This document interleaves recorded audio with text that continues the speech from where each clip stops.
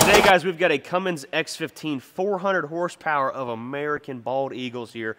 We're going to be pulling this out of this wrecked truck chassis here and making it run completely standalone. We got a hold of these guys that make some really cool wiring harnesses. We're going to plug it into our computer, hanging from a forklift, and we're going to get this thing crunk up. But first, we've got to remove all this wrecked mess from around it and get this transmission pulled off of it because it is in terrible condition. So let's hop to it.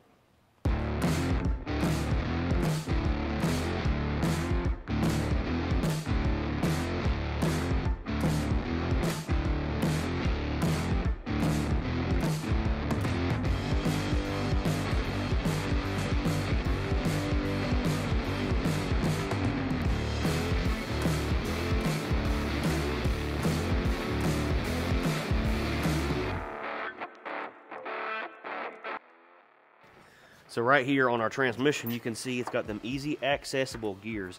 There might be some salvageable parts on this truck, so my plans are to not cut any wires unless they're already cut somewhere. So as you can see, where Lake did most of the work, I came in here and Ryan and I did a little bit, but we've got some wiring harnesses right here that are probably good. The transmission shift top's probably busted pretty bad, but this computer may be good. I'm seeing lots of potentially good parts, but we're going to pull the transmission and engine out as one. We've got all the hardware out of it, but first we need to get this drive shaft loose. So get these. And there may be some parts salvageable on the transmission still. I don't know what it's worth. We have lots and lots to learn.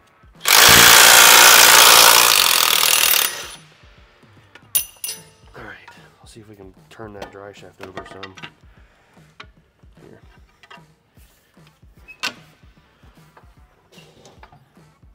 It might start driving away if we ain't careful. No, them gears are just slipping. Boom. That might be it.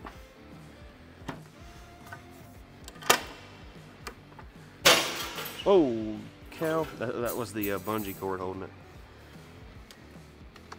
Okay. Knock her down, old Shun. You may just have to leave it like that and then we'll... Oh, no. Probably a $500 U-joint. Who knows? Just let it be, and then when we pull it out, it'll just naturally fall down. So, good U-joints there. Don't know if they're reusable or not, but hey. All right. We've got all the transmission bolts loose. We've got the engine mount loose on the front. There's just lots of things that run down along the frame rail that I can see here that went to the front we're not too sure about, but we'll just get the forklift and we'll start picking it up carefully and looking to see what's loose or not loose, and we'll go from there.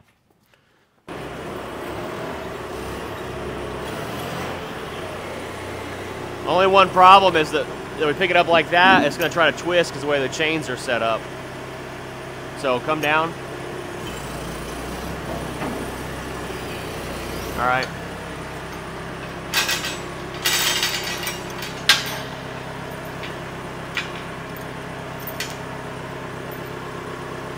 Move these chains around so that when we do pick up, it'll come up straight.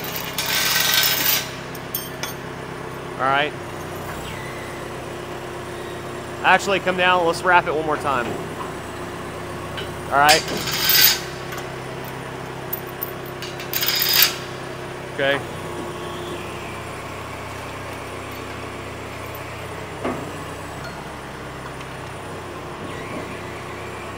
You're gonna need to like back up and go that way some.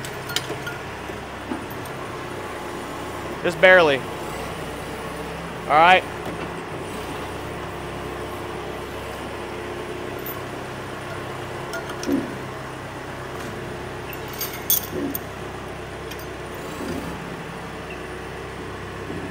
Down. All right. Oh, hang on, down.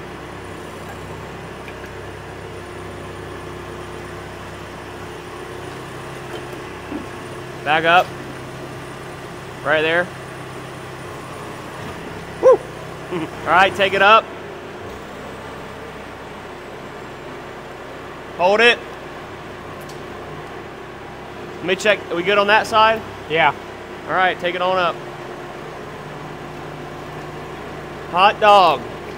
We pulled an engine out, guys, without breaking nothing. Back her on up.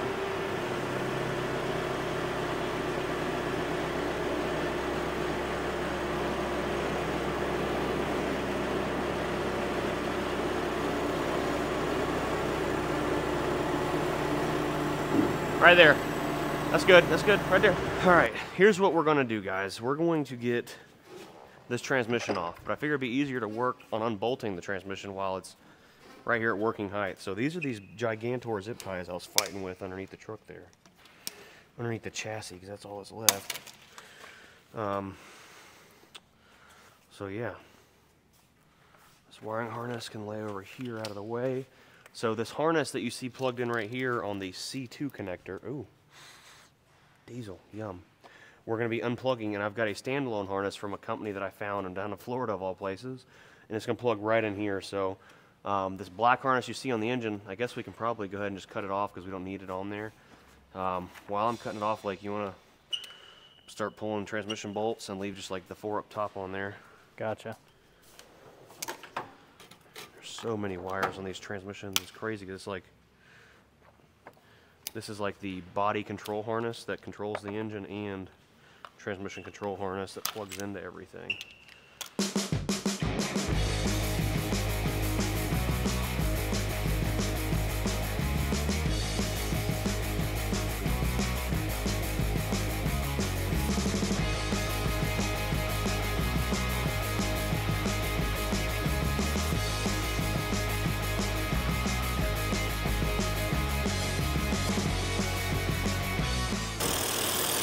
Alright, everything is off except for this transmission. We're probably going to have to pry it off, I'm sure, because it's got the input shaft. So these are still what's called an automated manual, right? Because it's got gears inside here, but it has a solenoid right here that activates the clutch to make it work. So get some prying apparatus. Get transmission off here. That is a shame, ain't it? Mm-hmm. Right. You may have to start it up and pick it up while I pry it off of there. Hey, it should have a good clutch on it though. It's always that. So, back up. Back, put it down.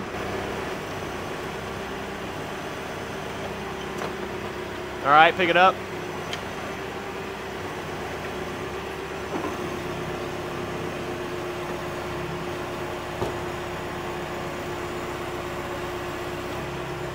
There you go. One engine. Now to make this thing stand alone and ready to start. So we need to get some fuel, some batteries to hook our battery cables up to. We got jump boxes. We've got the fuel filter system here to put back on it. Now that it's all kind of off of there. Yeah, that one definitely does go in the other place, like. Yep, that one needs to go right there. This one goes hopefully, yeah, right there, and this will mount just like that. So maybe we'll get some zip ties to hold it up there. All right, and we'll get some something to put these fuel lines in here. A couple minutes, we're gonna have this thing rigged and ready to get crunk up.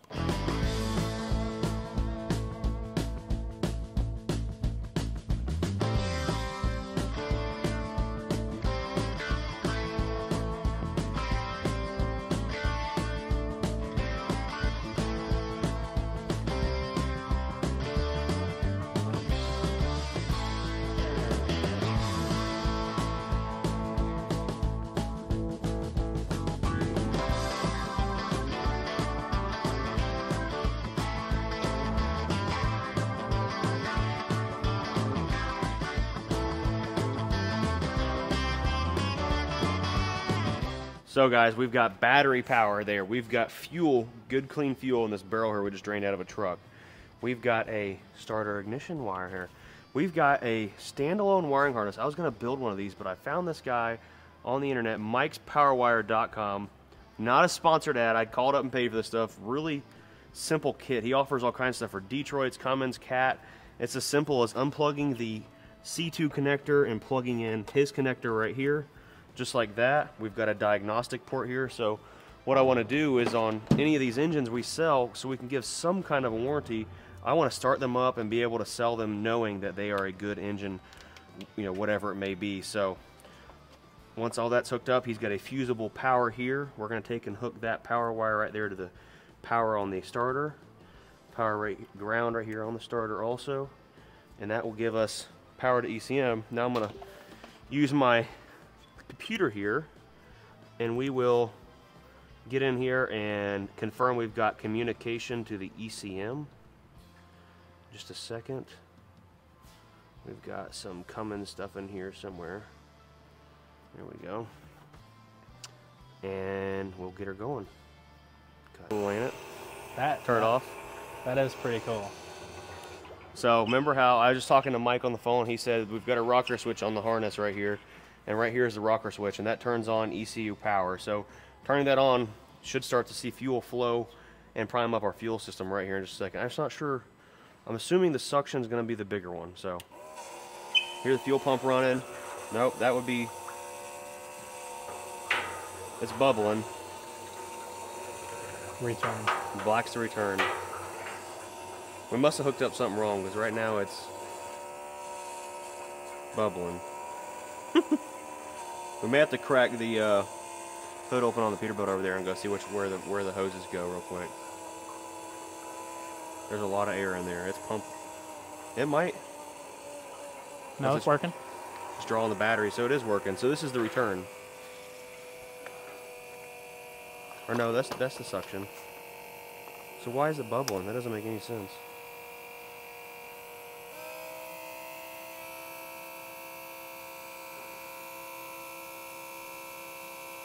So realistically, without even using the Cummins, it stopped bubbling. Okay. Without even using the Cummins computer, this thing should just fire right up. But we don't want to do that. I want to monitor some oil pressure first. So I'm going to get this all working, and then we'll go from there.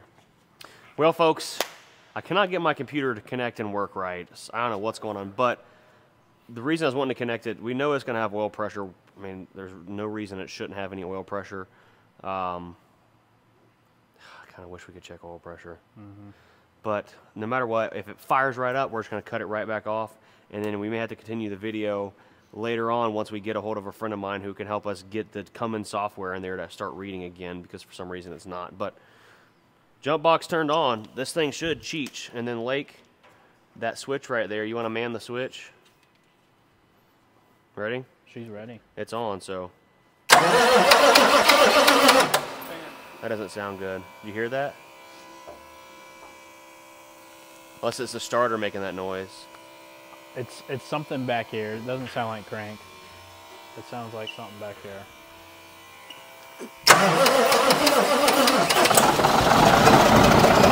Oh, shut off. Leaking something. She runs. Oh, it was the water. It had a little bit of water in the turbo. It blew out. Dude, it cheeched.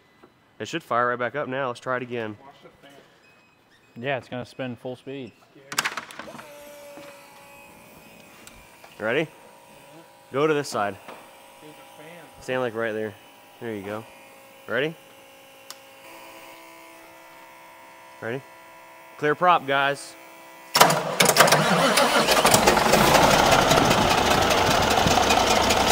Check that out. Isn't that freaking awesome?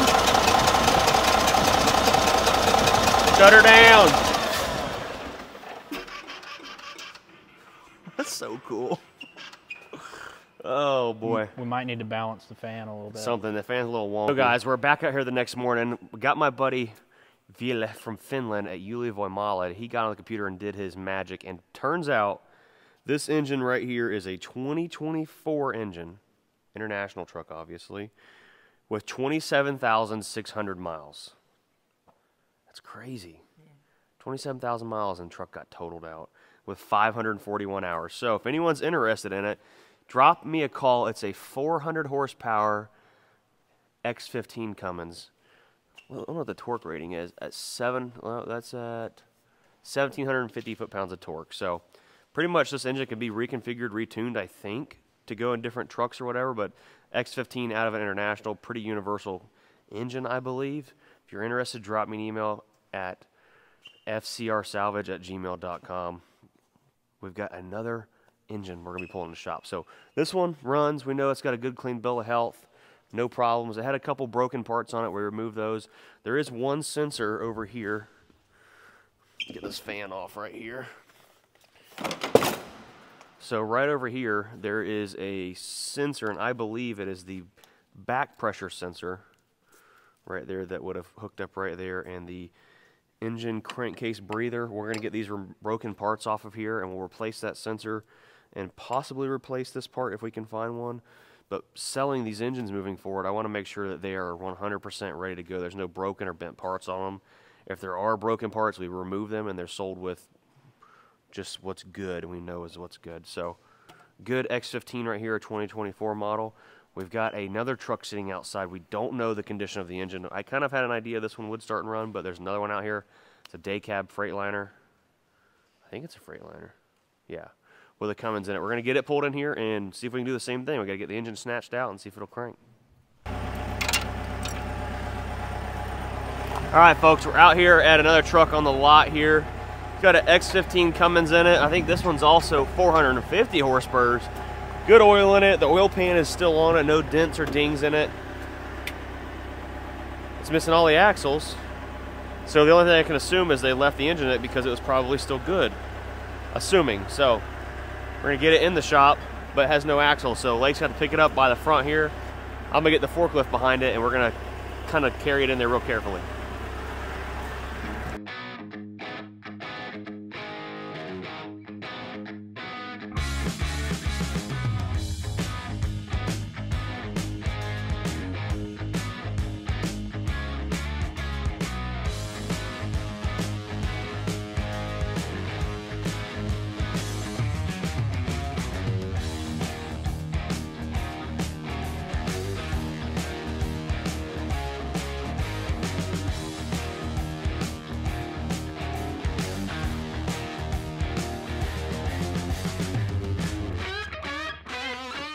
Well, here it is, all inside the shop here. I guess first things first is we're gonna go get some lunch.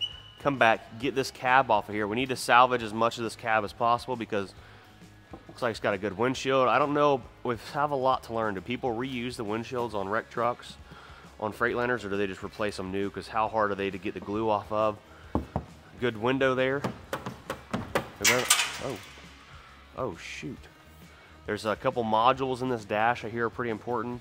All kinds of stuff like that. But yeah, lots of learning. Let's get this thing torn apart.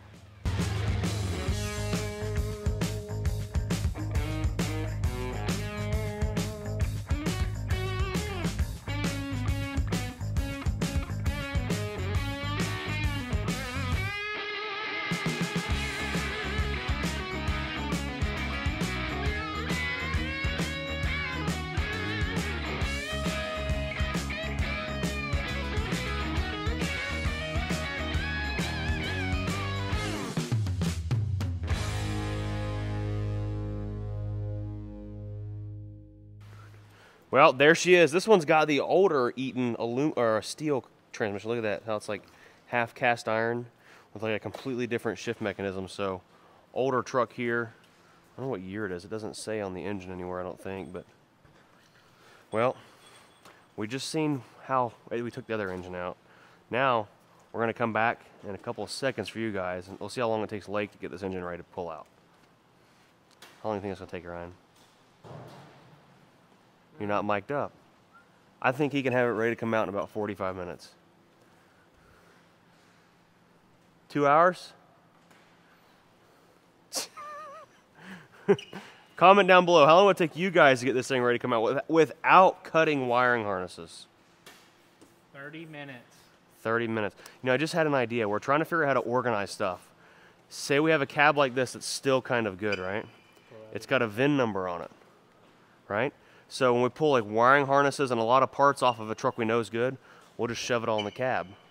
So then, well, at least on a day cab, it doesn't take up as much space, kind of, and we know exactly what the VIN number is for the parts that are in it. It could be a start to some very small organization skills. Let's tear it apart. Oh. What? This engine don't sound good. Good? Yeah. Nope.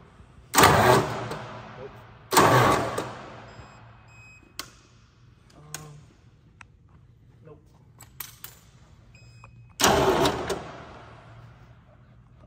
Nope. Just that one. Are you serious? Just tap it. Passed it, you said? Yeah, we just passed one.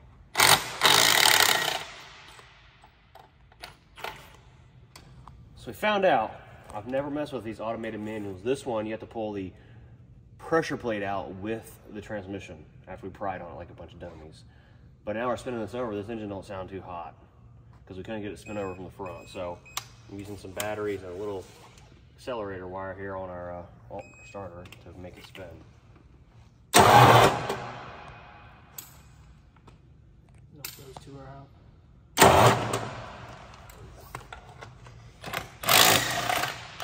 Probably 8 total if I had to guess. Yeah. This thing's making some funny noises, so let's see if she'll even make a full revolution or something without. I don't know. You ready?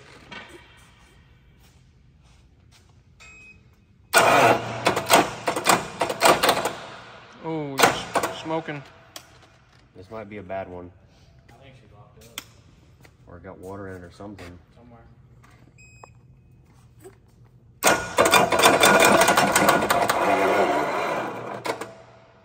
We just killed our jump box. Dang. We were on the way, I thought, to having 2 good engines. We might not.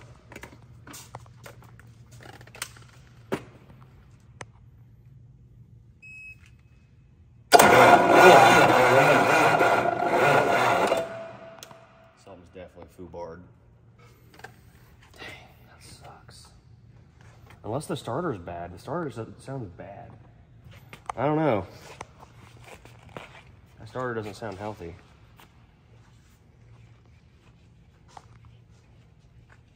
Wire's a little warm. They're loose. Oh, they're loose? Oh, well that doesn't... Oh. That definitely will cause problems. Tighten them boys up. Grab a, I think it was a 19. We'll just snug them up with a wrench.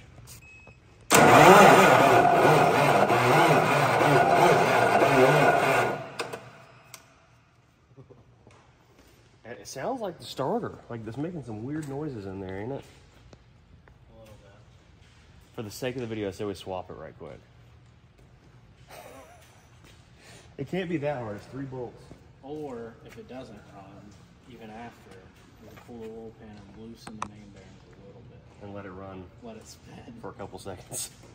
Got the starter off the engine. We got started earlier in the video that we know is good because it's only got 20,000 miles on it.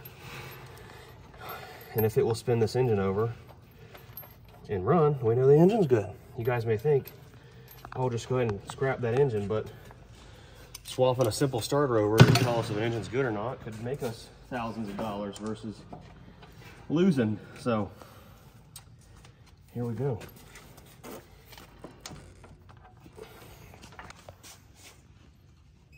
Known good starter with 24,000 miles.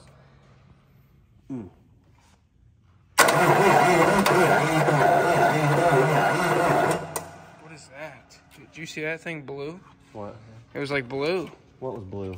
That? That right there? Yeah.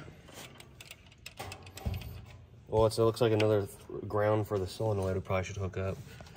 Probably grab the 3/4. Ready? Double jump boxes. Fueled up. Come on. Stay with me. Hit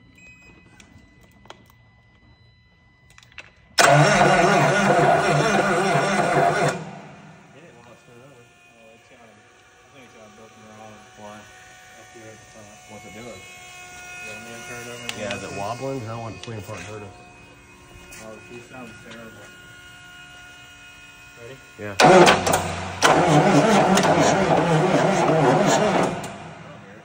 You hear the intake sucking and stuff. Go ahead. Oh, hang on. Yeah, restart our jump boxes. Oh, hold it. Too much starting fluid. Bump it. Bump it. Let it sit for a second. It's just got too much ether in it. Whoops.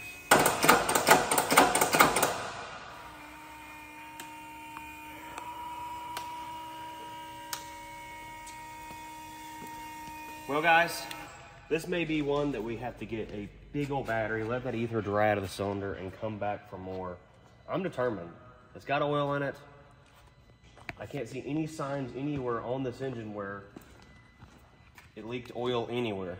I just don't see anything, any reason why it should be locked up or having issues other than maybe moisture getting in the cylinders from sitting for a while. So, I don't know.